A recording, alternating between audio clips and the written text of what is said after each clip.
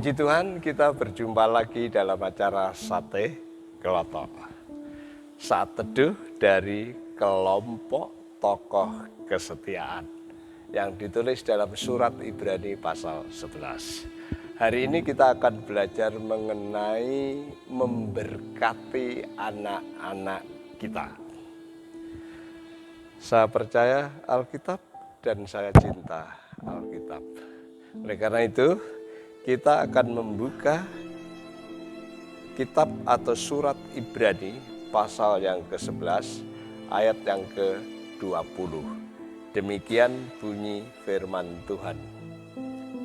Karena iman maka Ishak sambil memandang jauh ke depan memberikan berkatnya kepada Yakub dan Esau. Kawan sehati dalam Tuhan, Ishak mewujud nyatakan imannya dengan memberkati kedua anaknya. Saat itu dia memang sudah tidak dapat melihat, sehingga dia ditipu oleh anaknya yang lebih muda, Yakub. Jadi akhirnya Yakublah yang menerima berkat kesulungan, sekalipun dia adalah yang bungsu. Lepas dari itu semua, Ishak sekalipun secara jasmani tidak dapat melihat, tetapi mata hatinya merindukan anak-anaknya ke depan akan mendapat berkat Allah. Yakub si bungsu diberkati secara luar biasa, sehingga melaluinya lahir juru selamat yang akan memberkati banyak orang di kemudian hari. Demikian juga Esau diberkati, sehingga keturunannya menjadi raja-raja yang berkuasa saat itu. Sebagai orang tua harus membawa anak untuk menyongsong hari esok yang baik. Ishak memberkati kedua anaknya supaya di kemudian hari mereka menjadi orang yang hebat dan diberkati. Ada kesalahan dalam membimbing mereka, ada pilih kasih di antara mereka. Ishak mengasihi Esau, Ribka mengasihi Yakub. Jelas ini tidak layak untuk dicontoh. Jangan ada pilih kasih di antara keluarga kita, apalagi di gereja. Tetapi menyiapkan berkat bagi anak-anak itu patut dicontoh dalam kehidupan iman dan kesetiaan Ishak kepada Tuhan. Kawan sehati dalam Tuhan, berkat apa yang Anda siapkan untuk anak cucu Anda? Berkat abadi yang seharusnya Anda berikan kepada mereka, yaitu iman dan kesetiaan kepada Tuhan. Mengapa? Karena kalau anak-anak kita dari kecil tumbuh dalam iman dan kesetiaan kepada Tuhan, maka ke depan anak-anak kita akan menjadi orang beriman dan setia kepada Tuhan. Jika anak-anak kita beriman dan setia kepada Tuhan, maka berkat dan pemeliharaan Tuhan akan selalu serta.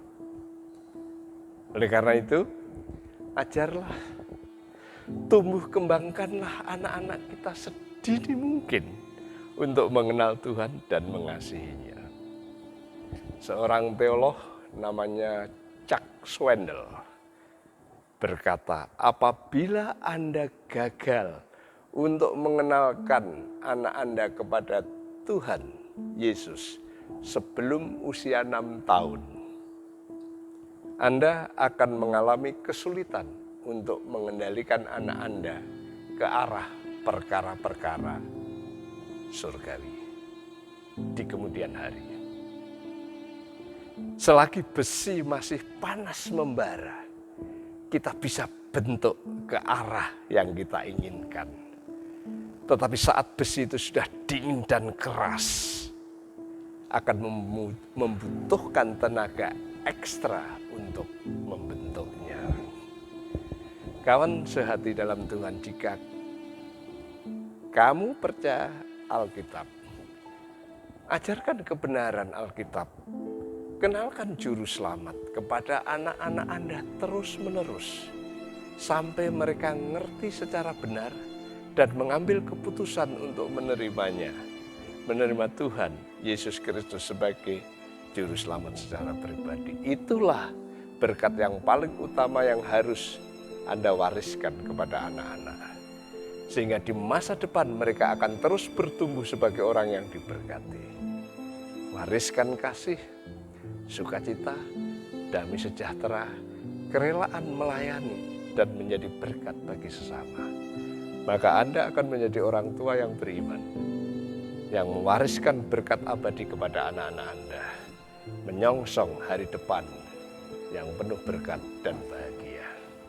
Tuhan memberkati. Kita berdoa. Bapa di surga, kami datang padamu, mengucap syukur dan berterima kasih atas kebenaran yang Engkau nyatakan. Sebagai orang tua, terus merindukan anak-anak hidup di dalam berkat Allah.